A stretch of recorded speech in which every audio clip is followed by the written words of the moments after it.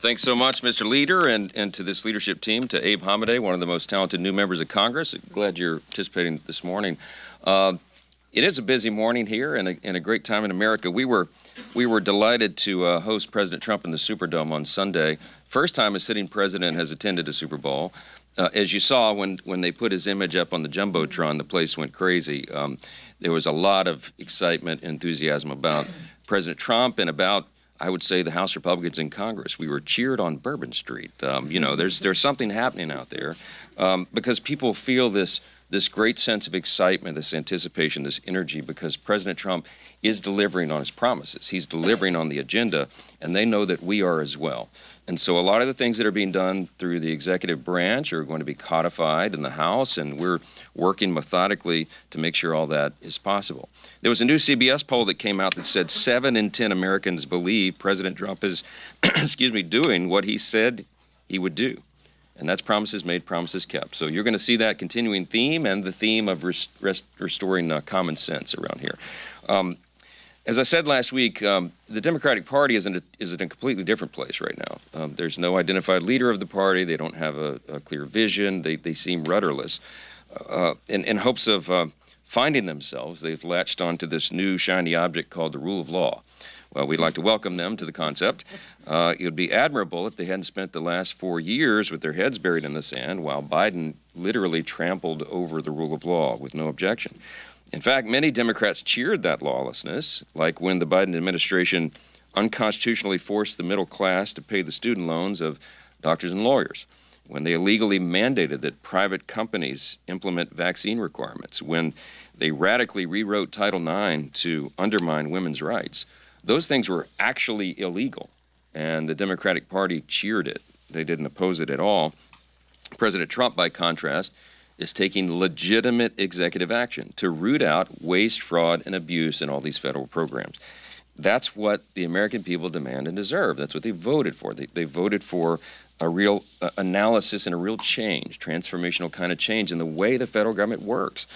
And the only people who take issue with it are these same congressional Democrats who never before had any issue with unelected staff or even bureaucrats running the White House for the last 4 years. That's not what's happening here. The president has empowered his new cabinet secretaries and the DOGE effort and all of these branches, divisions in the executive branch of government to go and find where the abuses have taken place. And every time something new is unearthed and uncovered and we share it with the people, they applaud that this has been discovered, and they want us to keep going, and that's what's going to happen. You heard a lot about what's happening on the floor this week. I just want to highlight one more thing, that the House is going to vote on the Midnight Rules Relief Act. You've heard about this, but this legislation will amend the Congressional Review Act to allow Congress to overturn multiple regulations issued in the final months of a presidential administration with just one single vote. That's important for efficiency purposes and because of the facts that we're dealing with right now. In the waning months of the Biden administration, over 1,400 unnecessary, harmful, last-minute rules were imposed. And those are things that hurt small business owners and hardworking Americans and families. And this is the type of legislation that we'll move this week that receives little fanfare outside these halls, but it has the real potential to make a substantial impact on the lives of everyday Americans. You heard a lot about, I won't repeat it, but the Agent Raul Gonzalez Officer Safety Act is critically important. And again, just one more example of how we are delivering on the promises, taking care of the border, making American communities safe again. We're going to be unleashing American energy dominance again and restoring our stature on the world stage, peace through strength, and all the things that make America strong and secure. And I'm delighted that we have a commander-in-chief who's leading that charge, and it is a great delight to see him applauded all around the country, everywhere he goes, including at the Super Bowl. So I'll take a few questions this morning. Jeff, line 4.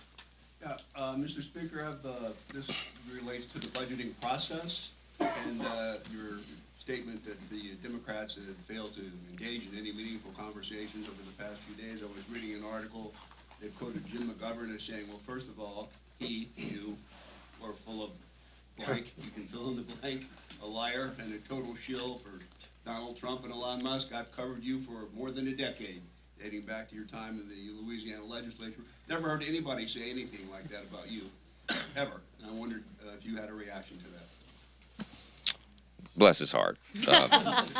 Look, the Democrats are flailing. Okay, I get it. They've engaged in some pretty crazy rhetoric over the last couple of weeks, and we're going to shut down the city. We're at war. I mean, we're going to fight them in the streets. And you've all seen that covered.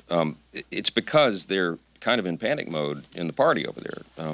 They don't really, as I noted, they don't really have a vision or a strategy. They don't really have a leader. They don't, their platform has been openly repudiated by the American people in the election outcome, and so they're really in a tough spot. And so what people tend to do in politics in that way is they lash out at leaders on the other side. I don't take it personally. I don't think he can back up a single thing he said. What we're doing is delivering on the mandate that the American people gave us. Remember, President Trump got 77 million popular votes, and the House Republicans got 74.8 million. It's the highest popular vote total that we've ever received in the House Republicans in this chamber, and we are executing on that mandate. And I'll tell you what we're doing is widely applauded by the American people because they see the results and they see the restoration of common sense and they see that this thing is moving in the right direction. There's a real energy and hope and anticipation out there, and it was not just people from Pennsylvania and Kansas, that were at the Super Bowl, or Missouri, or any other state that was there. People from all over the country were there, and Louisianians, and it was a great sort of microcosm of the country, just out in the streets in New Orleans, just enjoying it. And everywhere, people are saying that they're really excited about what they see happening in Washington. That doesn't happen very often around here, you all know. And so we're a part of that. We're excited about it. And when you're making big change, it ruffles some feathers. But this is positive change, good change for the country, and we're excited to be a part of it. So, yeah. Chad, I'm sorry. And I won't ask you about the weather forecast. Okay, good. You talked about codifying some of these things that they're doing in the administration. Will we see some of that codification in the CR or spending round in mid-March, or will we see that come the fall round? Well, the reconciliation process is where you're going to see the lion's share of that, and it is by design. I mean, everybody knows how it works. The reconciliation process is effectively a partisan a mechanism. It shouldn't be. I mean, what we're going to be doing are things that are great for every American, and we would hope that some Democrats come along with us on it. I hope they will. But the reconciliation package is going to have most of those provisions there. Now, along the way, throughout the year, you'll see this flurry of executive activity and all the executive orders. A lot of it really does need to be codified so that it's more permanent. It can't just change every time you have a new election. So we're working through that list to try to see how much of it we can do. And so you'll see that as a steady stream throughout the year. So a lot put in reconciliation. Perhaps some of it in the appropriate process. We'll see how that develops, but then you'll see it as a steady drip throughout the year. So, yes. Mr. Speaker, Go ahead. More and more courts, federal judges, Republican and Democratic appointed judges have said that some of the Trump actions, early actions, put a halt to them. J.D. Vance said that judges aren't allowed to control the executive's legitimate power. You're a constitutional law expert. Ultimately, at the end, if the courts say that the administration is violating the law, should they comply with the court's demands?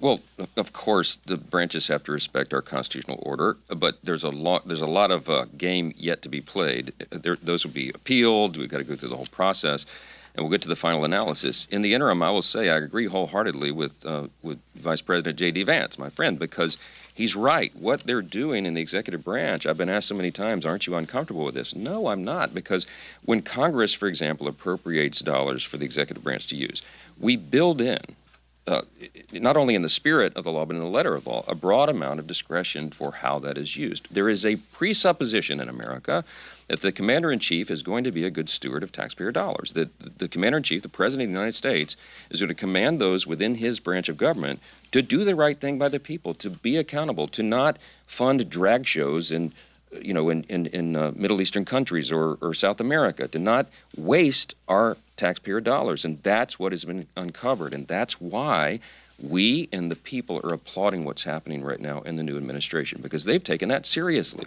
And they're doing it. The forensic audits, effectively, that DOGE and Elon Musk are leading. I met with Elon yesterday about this to get an update. And to me, it's very exciting what they're able to do, because what Elon and the DOGE effort is doing right now is what Congress has been unable to do in recent years because the agencies have hidden some of this from us. You know, there's a lot of oversight activity that goes on around here all the time, you all know, but when duly elected representatives of the people request information to find all of these abuses and it's not turned over to us, what it takes is an actual audit of the systems and the files themselves that are often hidden from Congress. That's what you're seeing right now. And that's why this is so exciting. They're uncovering things that we have known intuitively have been there, but we couldn't prove it. Now the proof is being provided, and no one can argue the counter to that. So stay tuned. There's a lot more to come. And I think the courts should take a step back and allow these processes to play out. What we're doing is good and right for the American people. What DOGE is doing is making sure that your taxpayer dollars, all of us, are spent in the way that they're intended to be spent, and that they're in America's interest, and they're financially responsible with the precious taxpayers' money. We have a $36 trillion federal debt, and we have got to get a hold of these things. You're going to see it reflected in the reconciliation package that comes forward. You're going to see it reflected in appropriations as we go forward, and you're going to see it in these efforts to cut the waste, fraud, and abuse. And we think the final number on that is going to be substantial and a game changer in Washington and for the country. So we'll have a lot more questions and answers, I know, as the week goes through forward. But I'll just tell you. Can you guarantee that under any proposal, Medicaid would not be on the chopping block? No, look, Medicaid has never been on the chopping block. What we're talking about is finding the it's non-benefit related reforms to the program, right? Medicaid is infamous for fraud, waste, and abuse. I mean, by some estimates, large percentages of the dollars that are allocated there are wasted and stolen. And so we do right to go into those programs and find that and show the people what's happened and make sure it doesn't happen again. And if you eliminate fraud, waste, and abuse in Medicaid, you've got a huge amount of money that you can spend on real priorities for the country.